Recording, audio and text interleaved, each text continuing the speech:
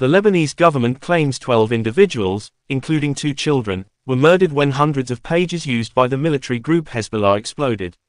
BBC Verify has been looking into a company called Back Consulting, which has been linked to the production of the pages, despite the fact that the devices bore a different brand name.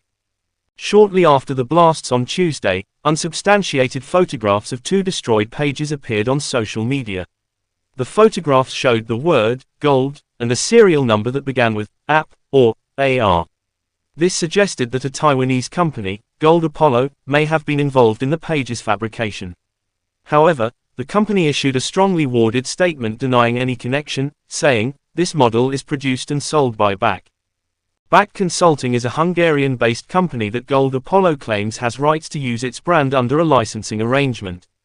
BBC Verify obtained BAC's company records, which show it was founded in 2022 and has a single shareholder. It's registered to a block in Budapest's 14th district. In addition to BAC, 13 other companies and 1 person are registered in the same building.